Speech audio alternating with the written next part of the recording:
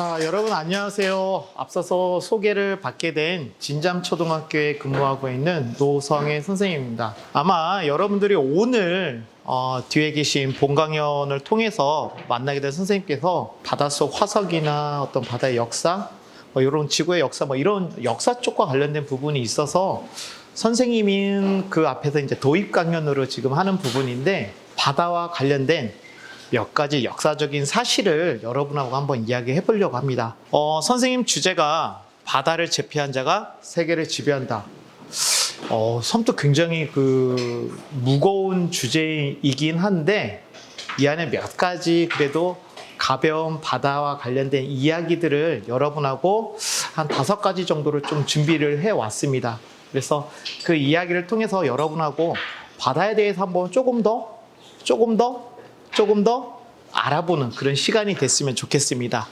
자, 우리 친구들 같이 한번 읽어볼까요? 지구가 우주에 존재하는 수많은 행성과 구별되는 가장 뚜렷한 특징은 뭐가 존재하는 거다? 응? 그렇지. 지구가 가장 뚜렷한 특징은 바로 바다가 있다라는 거야. 근데 여러분도 한 번쯤 생각해 봤습니까? 우리가 사실 일상 속에서는 바다라는 경우를 자주 만나요? 자주 만나지 못해요? 자주 만나지 못해. 우리가 경우 지금 여름 이런 휴가철을 통해서만 바다라는 곳에 가가지고 우리가 여기가 바다다 이런 생각을 많이 하게 됩니다. 맞습니까? 그렇지만 사실 우리가 살고 있는 이 지구상에 여러분들 바다가 차지하는 면적은 얼마나 될까요? 70%? 대략 70% 이상 굉장히 많은 영역에 걸쳐서 바다가 차지하고 있음에도 불구하고 우리는 사뭇 바다라는 곳을 자주 보지를 못하고 있습니다. 자, 그렇다면 여러분들, 우리 바다가 어떻게 생겨났을까? 혹시 친구들 중에 바다라는 거 사실 내가 태어나기도 전에 바다라는 것이 있었어. 맞습니까? 네. 여러 가지 바다가 생겨난 어떤 추정되는 학설들도 있고 어떤 과학적인 이런 부분들도 있는데, 그나마 그 중에서도 이제 과학적인 가설을 통해서 우리가 알고 있는 것 중에 하나는 과거에 오래전에 우주상에서 큰 대폭발이 일어났다는 거지. 여러분들 폭발이 일어나면 어떨까요? 그냥 서요. 갑자기 팽창을 하게 되는 그런 상황들이 벌어지겠지? 팽창과 함께 뭐도 일어나겠어? 수축하는 이런 일도 일어난단 말이야.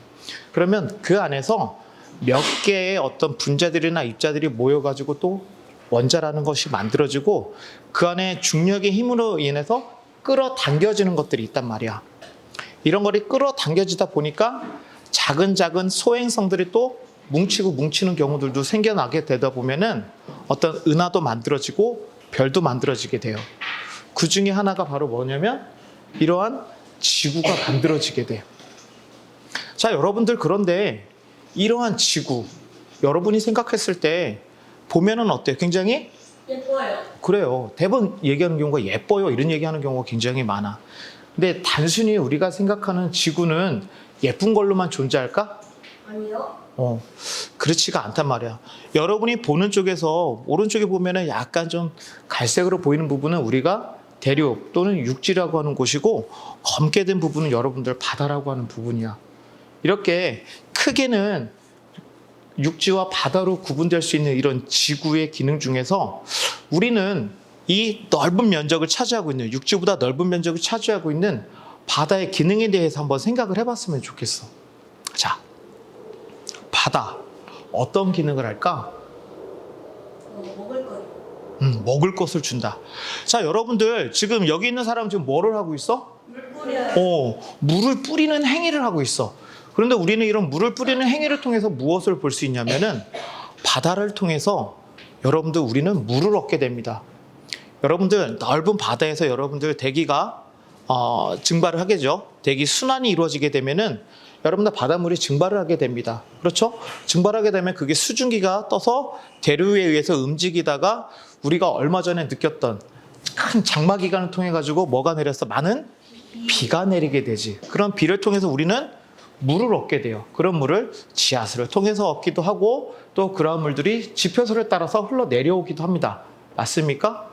자, 이렇게 물을 얻게 됨으로써 우리는 식물을 키우게 되고, 식물을 키움으로써 우리 몸에 필요한 어떤 에너지원을 얻게 돼요.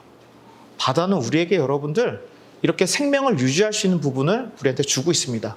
그럼 비단 바다가 우리에게 인간에게 어떤 이런 직접적인 이익만 있을까요? 바다는 또 어떤 기능을 할까요? 자, 이 사진 속의 모습은 어딜까요? 산. 네, 바다와 함께 저 뒤에 있는 거는 큰 산. 빙하예요, 빙하. 여러분들 바다의 역할은 지구 생태계, 지구 시스템의 어떤 안정적인 것을 유지하는 기능도 합니다. 자, 이런 어떤 지구 생태계의 안정적인 부분을 유지하는 기능은 뭐가 한다? 바다가 하는데 오늘날엔 여러분들 우리가 많이 듣는 것 중에 뭐가 있어? 기상, 이변, 인재, 이런 얘기 많이 듣지.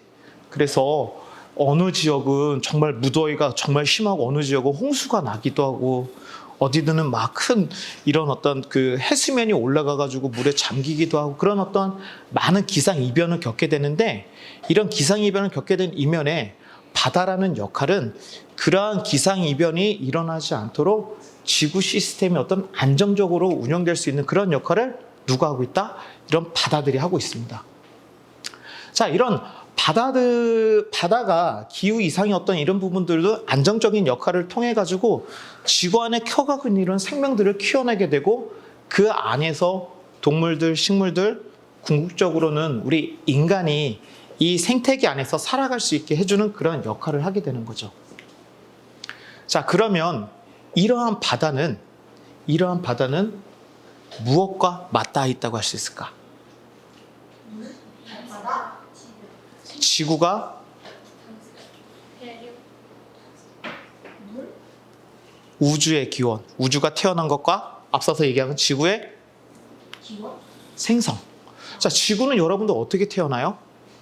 자, 지구가 태어났었을 때 여러분들 아까 우주가 태어났을 때 큰 빅뱅이 있었다고 했었죠. 네. 자, 지구가 생성되는 그 과정을 통해서 보게 되면은 여러분들 이런 어떤 그 무거운 밀도가 높은 물질들은 중력에 힘에서 저 지구 중심 쪽으로 자꾸 끌려 들어갔어요. 예를 들어서 철과 같은 금속들과 같은 것들은. 그러나 가벼운 것들은 지구 표면에 마그네슘이나 알루미늄과 같은 가벼운 것들은 지표면에서 그런 지각을 구성하게 돼. 그런데 이렇게 밀도가 높은 것과 밀도가 가벼운 것들이 서로 이렇게 이동하다 보면은 마찰에 의해서 화산 활동도 일어나게 돼요. 여러분들 화산 활동이 일어나게 되면은 여러분들 그 대기 중에 있는 많은 수증기나 이런 것들이 어떻게 돼? 많아져요. 그렇지. 끓게 되기도 하고 많아지게 됩니다. 그런데 이러한 어떤 갑작스러운 어떤 밀도 차이나 화산 활동으로 끌어놨던 것들이 갑자기 식어지는 그런 과정들을 반복하는 과정을 통해서 수증기, 물이 만들어지게 되면은 이런 것들이 지표면을 흐르고 어디로 흘러갈까요? 바다. 높은 곳과 낮은 곳. 낮은 곳. 낮은 곳으로 흘러가게 되죠. 그래서 낮은 곳으로 흘러가게 돼서 여러분들 많이 모이다 보니까 이걸 뭐라고 한다? 바다라고 한다. 그러면 여러분들 바다라고 했었을 때 여러분들 바다라는 말이 무슨 말인 것 같아? 물이 많은 그래. 바다라는 거는 물이 많이 받아들여야 돼. 받고서 들이다에 또 합성을 한 말이야. 그리고 또 뭘까? 바다라는 이 바다는 물이 항상 많이 고여 있다라는 말의 어떤 바다를 의미를 하기도 있어. 그리고 영어로도 sea라고 하는 거는 많은 양의 물을 의미하는 새에서도 여러분들 유래를 했다고 합니다. 자, 이런 것을 보게 되면 앞서서 말한 것처럼 어떤 지구가 생성되는 그 과정 속에서 수증기가 모여서 물로 변하는 과정, 지표를 흘러가지고 지표에는 염소 성분을 녹여서 광물에는 염소를 녹여가지고 낮은 곳에 모여서 이게 많아지고 하다 보니까 짜지기도 하고 많은 물의 양이 된 게 바로 바다라고 할 수가 있어요. 자, 그러면 여러분들 우리가 바다라고 부를 수 있는 거, 여러분들은 무엇을 바다라고 해요? 우리나라에도 바다가 있죠, 주변에. 네. 어떤 바다 있어요? 뭐에 나. 가깝게는 동해, 서해, 남해라고 부르기도 하죠. 네. 더 크게는 어떻게 보여요? 우리 오르카에서 4시간에 배우잖아. 태평양도 있었어, 그치? 인도양도 있었고 대서양도 있었지. 그래서 우리는 5대양 6대주라는 말을 쓰기도 합니다. 이때 5대양을 얘기하는 건 뭐야? 태평양, 인도양, 대서양. 그 다음에 남극해, 북극해도 우리가 포함하게 되죠. 그런데 저렇게 말하는 경우도 7개의 바다라고 얘기하는 경우도 있어요. 그러면 어떨까? 자, 이렇게 7개의 바다라고 하는 경우에는 태평양을 2개로 나눠요. 북태평양, 남태평양. 그리고 대서양도 북대서양, 남대서양. 이렇게 해서 나눠가지고 7개의 바다를 부르기도 합니다. 자, 우리는 지금 앞서서 우리 지구가 어떻게 태어났는지, 그리고 바다가 어떻게 등장하게 됐는지, 그리고 바다에 담긴 의미들은 무엇인지 이런 것들을 알아봤어. 근데 선생님은 오늘 너희들한테 바다라는 거 외에 5가지의 바다와 관련된 역사 이야기를 한다 그랬지. 그럼 지금부터 바다와 관련 역사 얘기를 할 텐데, 자, 역사학자인데 이런 얘기를 좀 합니다. 우리가 과거를 통해서 오늘의 문제를 진단하고 내일을 전망하고 미래를 준비한다. 자, 선생님이 왜 오늘 21세기 아니면 여러분들 미래를 살아가는 여러분한테 왜 오래된 이야기를 가지고 이야기하냐. 우리가 바다에 대해서 조금 더 알고 조금 더 여러분한테 미래를 준비할 수 있는 어떤 기회를 줄 수 있었으면 하는 바람에서 자, 이런 이야기를 좀 준비했습니다. 자, 여러분들 지구에는 바다와 육지가 있다고 했었죠. 자, 그런데 이러한 바다는 애초에 우리 인간들에게 어떠한 역할을 했을까요? 이 안에 들어갈 말. 여러분들 물 생각하면은 어떤 생각이 들어요? 혹시 여러분 중에는 물을 장애물이라고 생각해 본 적 있어요? 없어요? 오늘날에 여러분들은 물이라는 게 별거야? 여기 물이 있어? 큰 바다가 있어? 그럼 여러분 어떻게 하면 돼? 수영해서 건너가 아니면 배를 놓고 건너 이런 생각을 하지. 근데 과거의 사람들 그렇게 생각했을까? 아니요. 그렇게 생각하지 않았어. 과거의 사람들은 이 바다라는 것이 굉장히 힘들고 어려웠어. 그럼에도 불구하고 과거의 사람들은 서로의 필요한 것들을 얻기 위해서 또는 필요한 곳에 가기 위해서 반드시 어디를 가야 됐다? 바다. 바다를 통해서 가야 됐다. 물론 바다가 아니어서 갈 수 있어. 어떻게? 육지를 통해서도 갈 수 있어. 네. 그렇지만 바다의 필요성이 굉장히 많아지는 계기가 생겨나게 됐는데 이 바다라는 공간을 통해서 사람들이 이제 서로 왕래를 하게 되고 또는 서로가 가진 것들을 서로 교환을 하게 되는 그러한 필요성을 사람들은 느끼게 돼. 바다가 근데 아까 처음에 뭐라고 했어? 장애가 됐었단 말이야. 그러면 이런 바다의 장애를 극복하기 위해서 뭐를 해야 돼? 이것을 극복해내야 돼. 근데 여러분들 바다에 나갔더니 뭐 바다가 항상 뭐 이렇게 이리 오세요. 안전하게 지나가세요. 그렇게 여러분을 맞아줄 것 같아요? 아니요. 배를 타고 간다고 해서 항상 안전할까요? 그렇지가 않아요. 때로는 뭣도 만나겠어? 파도도 만나겠고 친구 말대로 폭풍도 만나겠지. 그리고 망망대해를 가다 보면은 때로는 어떻게 돼? 그렇지. 길을 잃기도 한단 말이야. 자, 그렇게 힘든 노정의 과정들을 거쳐서 교류하고 무역을 했음에도 불구하고 사람들은 왜 장애물인 바다로 나갔을까? 여러분은 목숨을 잃을 수 있는데 왜 갔을까요? 예? 네, 맞아요.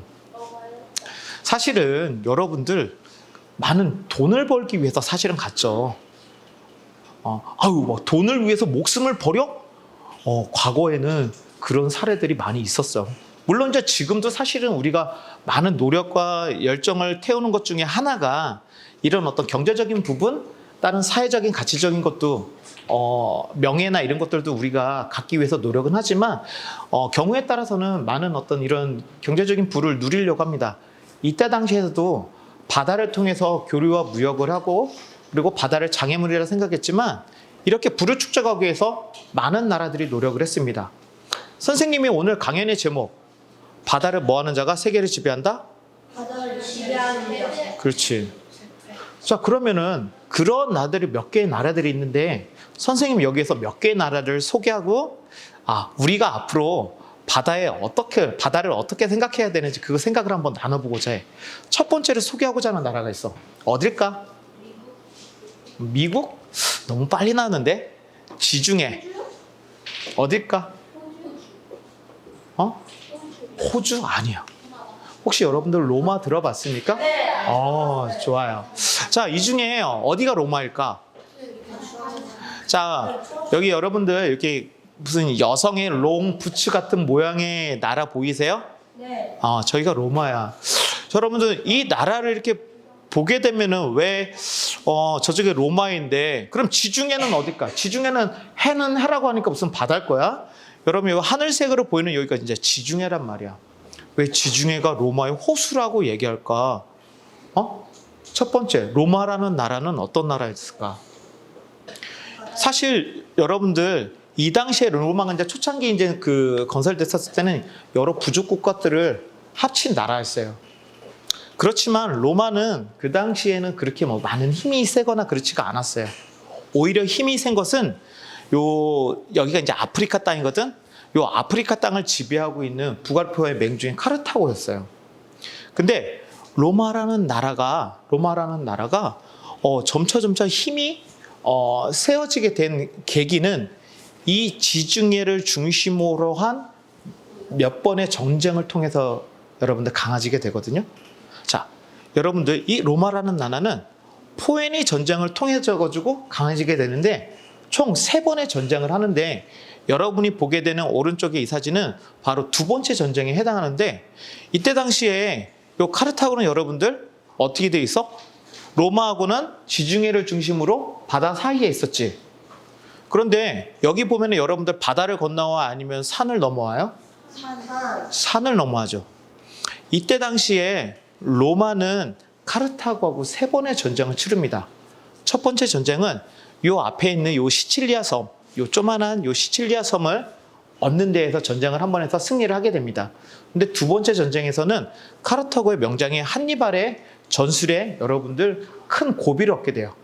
자, 큰 고비는 어떻게 얻게 되냐면은 알프스를 넘어서 그 코끼리 등에 이제 그 병사들을 태우고 알프스를 넘어서 이제 오게 됩니다. 한니발에. 그래서 점점 로마가 약해지는 이 찰나에 로마에서는 어떻게 했냐면 바로 육지에서의 싸움을 벌이고 바다를 건너서 카르타고를 바로 공격하게 돼요. 이후에 한니발을 다시 또 아프리카 땅으로 불러가지고 2차 전쟁에서 승리하게 되고 그 이후에 3번째 전쟁에서 3번의 전쟁을 통해 가지고 로마가 이기게 됩니다. 그럼 이 전쟁을 통해 가지고 이 스키피오라고 하는 명장이 한니발을 물리쳐서 얻게 되는 게 뭐냐면 이 지역 지중해라고 하는 큰 바다의 영역을 모두 다 로마가 차지하게 돼요. 그래서 팍스 로마나, 팍스는 평화라는 말이거든.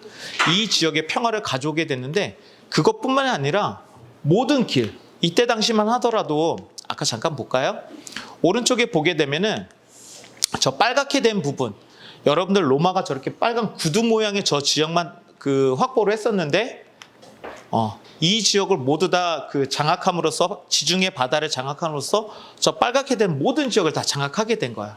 그리고 모든 길을 이렇게 로마 가드라고 해서 길을 만들어요. 그래서 각각의 지역에서 반란이 일으키더라도 즉각적으로 응징하고 해결을 했었지.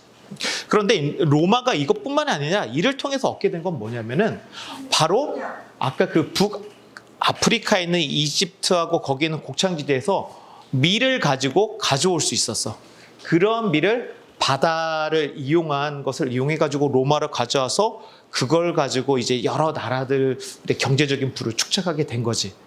자, 여기서 말한 건 뭐냐면은 로마라는 나라가 3번의 전쟁, 포에니 전쟁 3번의 전쟁을 통해서 여러분들 비단 육지전뿐만이 아니라 바다를 건너가게 되는 해상 기술을 통해 가지고 카르타고를 무찌르게 되고 그를 통해 가지고 지금 같은 해상력을 통해 가지고 큰 어떤 경제적인 이익을 얻었다는 거지. 그게 역사적인 첫 번째인 로마가 이루어지게 되는데 다음은 그 로마 이후에 또 하나 아시아 나라가 슈퍼 강국으로 또 등장하게 돼. 로마에서 또 등장한 나라가 어딜까? 우리랑 가까워. 일본. 중국이야, 중국. 자, 중국은 여러분들 여러 이제 나라가 있었지. 중국이라는 나라는 여러 이제 뭐 송나라, 명나라, 뭐 청나라 이렇게 여러 이제 왕조들이 등장하게 되는데 명나라 때 정화라고 하는 여러 해외의 사절단을 보내게 돼요. 당시 이 명나라 이전부터 중국은요, 여러분들 나침반도 발견하게 되고 해도도 여러분들 그런 것들을 발명하게 돼요. 이런 뛰어난 기술을 가지고 중국은 세계 많은 나라들을 무역을 통해 가지고 경제적인 부를 축적하게 됩니다. 그러면 아까 로마처럼 이런 중국도 뭐 팍스 차이나 뭐 이렇게 그런 것들을 이뤘을까요? 근데 그렇게 이루질 못해. 왜 못 이뤘을까요, 여러분들? 자, 중국은요, 여러분들, 이때 당시만 해도 우리가 지금 일본이라고 하는 나라는 왜구들이라고 했거든? 그럼 왜구들의 침략이 여러분들 이렇게 많았어요. 굉장히 보면은 지금 막 중국 땅에 막 점점점 빨간 점들이 많지. 여기에 왜구들이 많이 침략을 하니까, 안 되겠다. 우리가 해외 여러 나라와 이렇게 무역을 하고 교류를 하다 보니까 우리의 위협이, 안보가 위협을 받아. 그래서 어떻게? 이러면 안 되겠다 해가지고 딱 그 무역을 다 금지를 시킵니다. 공적인 무역만 하게 되고 속국이 되는 곳에서 조국만 받게 돼요. 이렇게 하다 보니까 점차 그런 해양 기술도 쇠퇴하게 되고, 그래서 점차 그런 그 바다의 기술을 가진 사람들은 점점 그 말단 지구로 점점 그 신분 자체가 낮아지게 돼요. 결국에는 여러분들 큰 그 나라들 속에서 중국이라는 나라는 그 땅이 갈리게 되고, 저 뒤에 보면은 뭐야? 우리가 흔히 알고 있는 강시처럼 저렇게 자기 나라 땅들이 전 세계 힘 있는 나라들로 하고 이렇게 쪼개지는 것을 그냥 눈으로만 목도할 수밖에 없었어요. 자, 그럼 다음에 우리는 또 무슨 바다를 생각할 수 있냐면 아랍인의 바다를 생각할 수 있어요. 여러분들 우리나라가 있는 저 오른쪽에 여러분들 그 동양의 문명이라고 한다면 왼쪽에 있는 부분은 유럽 쪽의 서양의 문명이에요. 과거에는 여러분들 바닷길을 이용할 때는 이렇게 사막을 통해 가지고 여러분들 무역을 했었습니다. 자, 사막을 통해서 무역하다 보니까 사막을 지날 수 있는 동물 뭐가 있다? 낙타를 이용해 가지고 낙타에 많은 짐들을 싣고서 옮겼어요. 근데 이렇게 이용하는 것보다 바닷길을 이용하고 나니까 어떤 점이 좋아?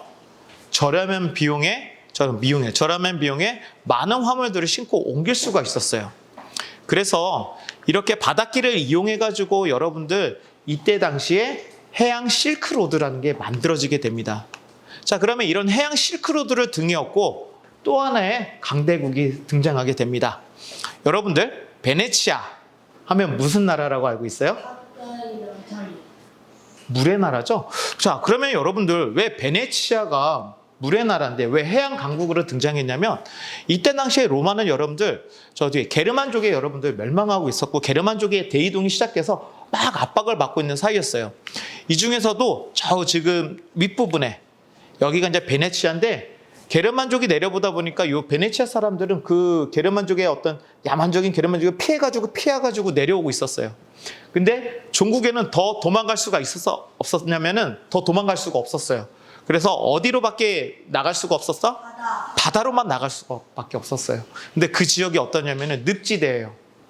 거기서 살아남기 위해서 이런 어떤 도시를 건설하게 됐어요. 그래서 비단 이러한 도시를 건설하게 됐지만 베네치아가 성공할 수 있었던 거는 이때 당시에 많은 배를 이용해 가지고 전쟁의 물자를 여러분들 수송하는데 베네치아가 일약을 하게 됩니다. 그로 인해서 베네치아라는 나라는 그 지역에 지중해와 학해라고 하는 그 지역에 많은 자유권을 상업과 관련된 그런 자유권을 획득을 해가지고 많은 경제적인 부를 축적하게 됩니다. 이런 것들을 통해 가지고 여러분들 베네치아가 큰 나라가 됐는데 이때 당시에 여러분들 아까 여러분이 봤던 그런 지중해로만 여러분은 가려고 했는데 또 다른 나라들이 막 등장하게 돼요. 오스만 제국 또는 비잔틴 제국이 막 등장하다 보니까 이쪽으로는 갈 수 없고 이베리아 반도라고 하는 지중해의 반대쪽으로 여러분들 점점 나가야 되는 일들이 생겨나게 됩니다. 그러면서 또 다른 나라가 등장합니다. 어딜까요? 예? 여러분들 들어봤어요? 그래서 선생님 검색해봤더니 이 나라 어느 나라야? 얘 나오더라고. 근데 선생님 뭐 호날두 얘기하려는 아니고요. 자, 이 나라에 누가 있었냐면은 엘케 왕자라는 사람이 있었어요. 이 왕자는 여러분들 미지의 세계에 대한 탐험에 대한 열정이 강해가지고 카라벤이라고 하는 범선을 만들게 됐습니다. 그 전까지 배들은 여러분들 사람이 이렇게 노를 저어서 가는 배였어요. 볼까요? 사람이 이렇게 노를 저어서 가는 배였는데 이 당시에 카라벤은 여러분 노를 저어 가는 배가 아니라 바람을 이용해서 가는 범선을 만들게 돼요. 그리고 돛의 모양도 사각형의 돛이 아니라 삼각형의 돛을 만들어서 바람의 수시로 바뀌는 바람의 방향을 만들게 됩니다. 이로 인해서 포르투갈은 여러분들 다음과 같이 인도까지 가는 어떤 인도 항로를 발견하게 돼요. 그로 인해서 포르투갈 고리라는 것을 완성하게 되고 이 지역에 여러 이제 그 상업을 관장할 수 있는 상관하고 요새를 지어가지고 해상무역을 장악하게 됩니다. 이때 당시만 하더라도 이렇게 동양에서 넘어오는 그 후추와 향신료 같은 이런 것들을 많이 가져와서 유럽에 전파하게 됐는데 당시만 하더라도 여러분들 우리가 금과 은만 되게 값어치가 높을 것 같잖아요. 근데 이때 유럽에서 이제 고기류나 이런 걸 많이 먹을 때 고기의 누린내를 없애줄 수 있는 이런 후추를 여러분들 동양에서 가져서 먹으면 얼마나 맛있어. 그런 후추류들 여러분들 많이 가져왔다고 합니다. 자, 그런데 이런 포르투갈의 어떤 성공만 바라볼 수 없었던 나라가 있었어요. 어디였냐면 스페인이었습니다. 자, 스페인은 당시에 그 포르투갈이 가지고 있던 아프리카를 연해서 인도양을 통해서 동양을 가야 되는 그 부분이 아니라 우리는 대서양을 횡단해야 되겠다. 그래가지고 대서양을 횡단해가지고 가고자 해서 지금 여러분이 이제 콜럼버스예요. 콜럼버스가 왕에게 5번에 걸쳐가지고 나 좀 보내주세요. 해가지고 겨우 승낙을 얻어가지고 이렇게 항해를 하게 됩니다.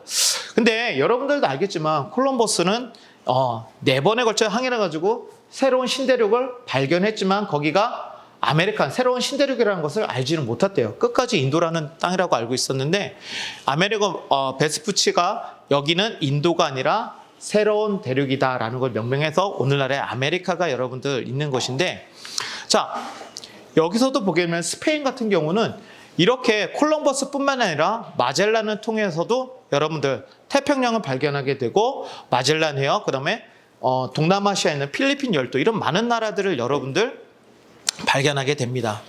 그런데 여러분들 스페인이라는 나라는 포르투갈과 달랐어요. 스페인이라는 나라는 가는 나라들마다 여러분들 그 정복지를 거의 박멸을 했습니다. 포르투갈은 다른 이민족이나 이런 것들을 포용하고 이해하고 감싸 안았다면 스페인이라는 나라는 여러분들 이런 나라들 거의 학살하다시피 했죠. 멸종하다시피 해가지고 민족들을 거의 다 사살하고 없애는 나라들이 됐었죠. 자, 지금 선생님이 많은 나라들이 왔어요. 여러분들 저기 베네치아, 중국, 그 다음에 포르투갈, 스페인. 이제 2나라만 남았습니다. 어딜까요? 우리나라? 아니에요. 이제 영국이라는 나라예요. 자, 엘리자베스 1세 때부터 여러분들 영국은요, 여러분들 그 해양 군사력이나 이런 것도 굉장히 강화를 했었는데 다른 나라들과 좀 독특했어요. 어떻게 독특했냐면 여러분 오른쪽에 있는 2사람 모습 어때요? 굉장히 먼저요. 이상해요? 네. 멀쩡해 보이죠? 네. 근데 이 사람들 직업이 뭘 것 같아요? 해적이에요, 해적. 해적입니다. 자, 영국이라는 나라는 이때 당시에 스페인과 포르투갈이 그런 새로운 신항로도 개척하고 무역업이 풍성하다 보니까 생각해보니까 영국은 섬나라야. 우리가 할 수 있는 거는 뭐야? 노략질이야. 빼앗는 거야. 빼앗는 거에 여러분들 열심히 노력했어요. 혹시 여러분들 원피스 봐요? 아니요. 원피스에 드레이크하고 호킨스라고 나오는데 드레이크와 호킨스 경이라는 이름인데 칼라야전에서 여러분들 해적 두목이었던 드레이크가 스페인의 무적함들을 여러분들 무찌르게 되고 이후에 영국은 승승장구를 하게 됩니다. 이후 여러분들이 이렇게 빨갛게 보는 지역이 다 영국이 지배했던 나라들이에요. 그래서 해가 지지 않는 나라라고 이런 얘기까지 영국은 듣게 됐었죠. 자, 영국은요 이때 당시에 얼마만큼 뛰어났냐면 여러분들 이때 당시만 하더라도 해외 생산기지를 막 뒀어요. 많은 지역을 식민지로 뒀기 때문에 그게 가능했고요. 영국의 모든 무역은 영국의 배로만 다녀야 됐고, 자, 이국 표준주의라고 해가지고 영국의 해국은 세계에서 2번째로 강한 2나라의 해군력과 최소한 강해야 된다라고 하는 이국 표준주의에 따라서 1980년대는 전 세계 80%의 배를 만들고 모든 선박의 50%가 다 영국의 배였다고 할 정도로 굉장한 해군력을 장악하고 있어요. 근데 오늘날의 해양국은 어딜까요? 해양 패권국은 미국이에요. 자, 여러분들 이거는 지금 2차 세계대전 당시 어떤 미국이 보유하고 있던 어떤 그런 폭격기의 그러니까 비행기의 모습이죠. 이것뿐만 아니라 이런 막강한 해군력을 장악하고 있었어요. 항공모함, 군함, 각종 소형함.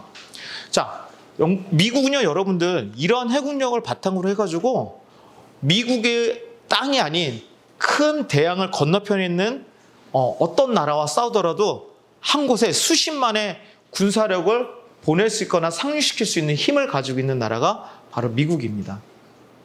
자, 선생님이 지금 그 과거의 어떤 그 나라부터 오늘날의 어떤 미국까지 바다를 중심으로 해군력을 장악해가지고 경제력을 지배하고 또는 군사력을 지배한 나라들을 좀 이야기를 했어요. 그렇다면 오늘날의 우리는 대한민국은 어디에 있을까? 여러분들 우리 항공모함 있을까? 네. 있을 것 같아요. 우리 없어요. 중국은 있을까요? 네. 예, 중국 있어요. 일본은요? 있어요. 만들고 있어요. 만들었거나 지금. 우리는 아직 없지요. 자, 여러분이 이제 앞으로 살아가는 곳은 여러분들 비단 우리가 밟고 있는 육지뿐만 아니라 앞으로 넓뛰는 바다가 여러분의 뭐겠습니까? 무대일 수가 있습니다. 자, 바다를 여러분들 정복하는 자가 무역을 정복하고 바다의 무역을 정복하는 자가 세계를 가진다고 얘기를 하고 있습니다. 자, 선생님이 오늘 준비한 이 강의 자료들은 선생님이 한 건 아니고요. 바다가 우리의 미래라고 하는 이 책의 내용을 기반으로 여러분 자료 내용을 좀 정리를 했고 오늘 뒤에서 설명하시는 선생님 바닷속의 어떤 화석이나 바다의 어떤 깊은 역사 속을 조금 더 자세히 알아볼 텐데 바다가 가진 이런 무한한 가능성을 미리 알았던 나라들 베네치아, 스페인, 로마, 그다음에 중국, 그다음에 영국과 미국은 지금 세계의 최강국이라는 나라로 지금 군림하고 있잖아요. 우리나라도 앞으로 이런 큰 힘을 가질 수 있기 위해서는 바다에서의 우리의 어떤 그런 장악력을 키워나가야 될 거라 생각합니다. 그 속에 누가 있을까? 바로 여러분과 같은 미래의 꿈나무들이 그 속의 주인공으로 자리 잡기를 바라겠습니다. 오늘 강연 여기서 마치겠습니다. 감사합니다.